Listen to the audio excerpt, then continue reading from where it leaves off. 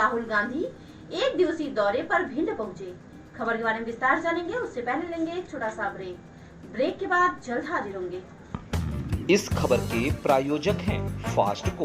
जल्दी हो जाना तो फास्ट को बुलाना। बाइक से लेकर लग्जरी कार, सेल्फ ड्राइव पर उपलब्ध। ग्रुप ट्रेवल के लिए लग्जरी बस भी उपलब्ध। सबसे सस्ता एक बार सेवा का मौका अवश्य दें। व्हाट्सएप करें 9044808808।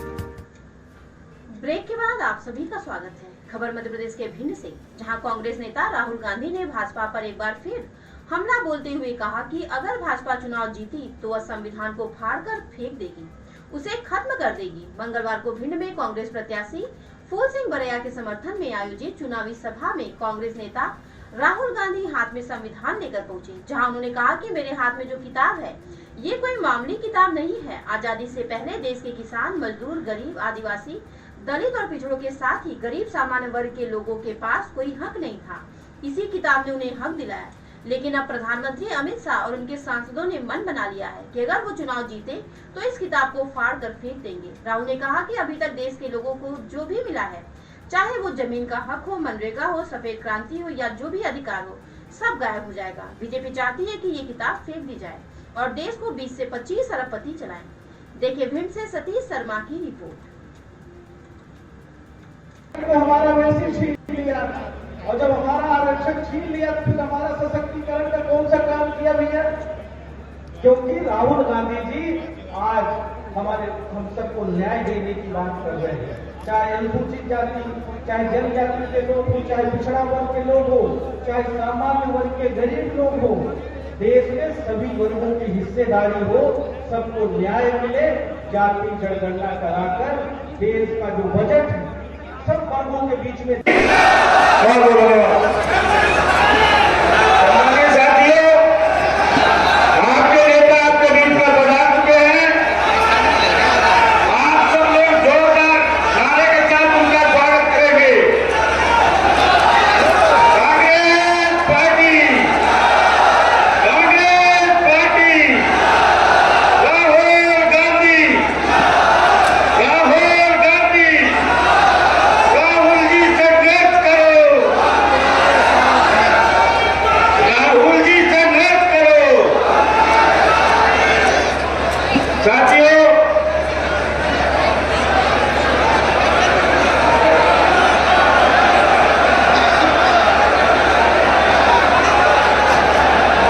मैं स्वागत के लिए 50 साल पूरे जीवन में उन्होंने नहीं किया, उसकी ज़्यादा आज राहुल गांधी की ओर पूरा देश टकटकी लगा देख रहा है। राहुल गांधी हर वर्ग को खुशहाल बनाने के लिए काम करते हैं और नरेंद्र मोदी जी और भारतीय जनता पार्टी पूंजीपतियों का विकास, उनके खुशहाली के लिए काम करती है। इसीलिए आम आदमी सिंह जी, हमारे कैंडिडेट फूल सिंह जी, आइए आइए आगे आ जाइए। हमारे कैंडिडेट फूल सिंह बरैया जी स्टेज पे वरिष्ठ नेता, भाइयों और बहनों, कांग्रेस पार्टी के हमारे बब्बर शेर कार्यकर्ता, प्रेस के हमारे मित्रों, आप सबका यहां बहुत बहुत स्वागत। गर्मी में आप मेरी बात सुनने आए, इतनी दूर से आए, खासतौर से जो महिलाएं आई हैं, आपका मैं दिल से धन्यवाद करता हूं।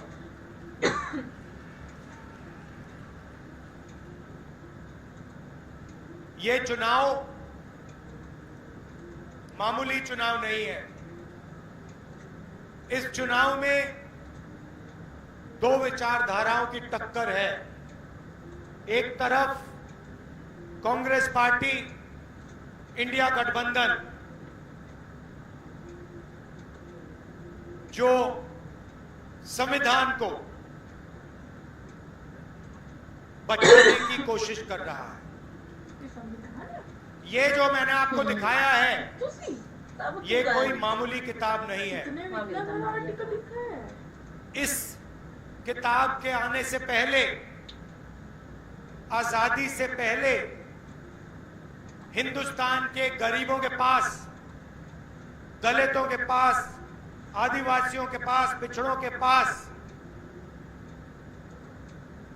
कोई हक नहीं थे। जो मिला है किसानों को, गरीबों को, मजदूरों को, पिछड़ों को, दलितों को, आदिवासियों को, गरीब जनरल कास्ट के लोगों को जो भी कुछ मिला है इस किताब के कारण मिला है। और अब प्रधानमंत्री ने, अमित शाह ने और उनके अलग अलग एमपीज ने मन बना लिया है कि अगर वो चुनाव जीतेंगे तो वो इस किताब को फाड़ के फेंक देंगे। लड़ाई ये है भाइयों और बहनों। और मैं आपको ये कहने आया हूं कि जो भी देश में प्रगति हुई है, जो भी गरीबों को मिला है, चाहे वो मनरेगा हो, जमीन अधिग्रहण बिल हो, सफेद क्रांति हो, जमीन का हक हो, सब गायब हो जाएगा। बीजेपी चाहती है कि ये किताब फेंक दी जाए और देश को 20-25 अरबपति चलाएं। हिंदुस्तान में पब्लिक सेक्टर बना, गरीबों को आरक्षण मिला, सेना में आपकी भर्ती होती है, पेंशन मिलती है, सारे के सारे अधिकार इस किताब से मिलते हैं। ये जो चुनाव है, ये जो चुनाव हो रहा है, लोकतंत्र जो है, जिसने दलितों को, पिछड़ों को, आदिवासियों को, गरीब जनरल कास्ट को आवाज दी, वो सब खत्म हो जाएगा अगर ये किताब खत्म हो जाएगी। माताएं जो बैठी हैं, ये बात को समझिए, ये मामूली किताब नहीं है। बीजेपी के नेताओं ने साफ कहा है, अमित शाह ने कहा है, बड़े बड़े नेताओं ने कहा है कि अगर चुनाव में जीत होगी तो कॉन्स्टिट्यूशन को बदल दिया जाएगा, रद्द कर दिया जाएगा। और मैं आपको बताने आया हूं, ये हिंदुस्तान की गरीब लोगों की आत्मा है, इसको कोई नहीं छूने वाला है। दुनिया में कोई शक्ति नहीं है जो इसको बदल सके। ये बीजेपी वाले सपने देख रहे हैं। कांग्रेस पार्टी ने, अंबेडकर जी ने मिलकर, हिंदुस्तान की जनता के साथ मिलकर अंग्रेजों से लड़ाई की और ये जो कॉन्स्टिट्यूशन है, ये जो संविधान है, ये जो हिंदुस्तान की आवाज है, ये हमने बनाया। इसको हम ऐसे नहीं मिटने देंगे। और हिंदुस्तान की जनता, हिंदुस्तान के गरीब लोग, किसान, मजदूर, ये कभी नहीं होने देंगे। पहली बात ये है। अब ये कहते हैं कि हम आरक्षण के खिलाफ नहीं हैं। तो अगर आप आरक्षण के खिलाफ नहीं हो तो फिर आप पब्लिक सेक्टर को क्यों प्राइवेटाइज कर रहे हो? आप रेल 16 लाख करोड़ रुपया 22-25 लोगों का नरेंद्र मोदी जी ने कर्जा माफ किया है। मैं आपसे पूछना चाहता हूं, कितने किसानों का कर्जा माफ किया? कितने मजदूरों का कर्जा माफ किया? कितने छोटे दुकानदारों का कर्जा माफ किया? कितने बेरोजगार युवाओं का कर्जा माफ किया? गरीब व्यक्ति प्राइवेट अस्पताल में जाता है, लाखों रुपए का कर्जा हो जाता है। कभी नरेंद्र मोदी जी ने कहा कि हां, मैं गरीब का कर्जा माफ करूंगा? कभी नहीं, कभी नहीं किया। कहा भी नहीं, किया भी नहीं। भाइयों और बहनों, 16 लाख करोड़ रुपए पता है कितना होता है? पता है कितना होता है? नहीं मालूम, मैं बताता हूं। हमने किसानों का कर्जा माफ किया था जब हमारी सरकार थी। अगर आप 25 साल के लिए हर साल हिंदुस्तान के हर किसान का कर्जा माफ करोगे, तब 16 लाख करोड़ रुपए बनते हैं। मतलब 25 साल, हर साल किसान का कर्जा माफ, हर किसान का कर्जा माफ किया। नरेंद्र मोदी जी से मिलते हैं, राम मंदिर का इनॉग्रेशन हुआ, सारे के सारे वहां बैठे थे। आपने किसी गरीब मजदूर को देखा?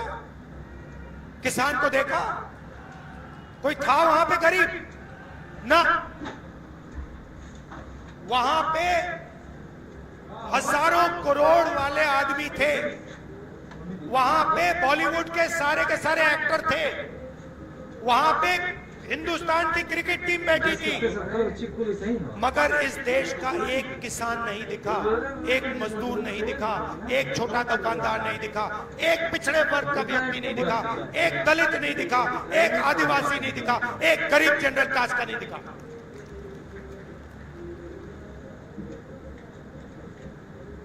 पार्लियामेंट हाउस का इनॉग्रेशन होता है, नई बिल्डिंग, चमकती हुई बिल्डिंग बनती है, हजारों करोड़ रुपए की बिल्डिंग बनती है। आदिवासी राष्ट्रपति को बुलाया ही नहीं जाता। उनसे कहा जाता है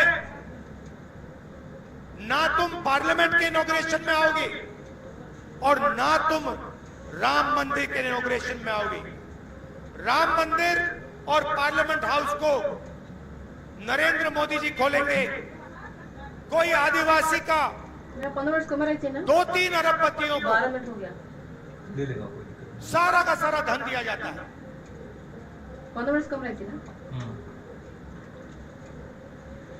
रेलवेज देखो अदानी, सोलर पावर देखो अदानी, बिजली देखो अदानी, सड़क देखो अदानी, हथियार देखो अदानी। जहां भी देखो किसान के कानून बनाए अदानी अंबानी के लिए। हिंदुस्तान का हर एक किसान जानता है कि हमारे जेब से पैसा निकालने की कोशिश हो रही है। सारे के सारे खड़े हो गए। नरेंद्र मोदी जी क्या कहते हैं? आतंकवादी हैं। आतंकवादी हैं जो देश को भोजन दे रहे हैं, 24 घंटा खून पसीना देते हैं, वो आतंकवादी हैं।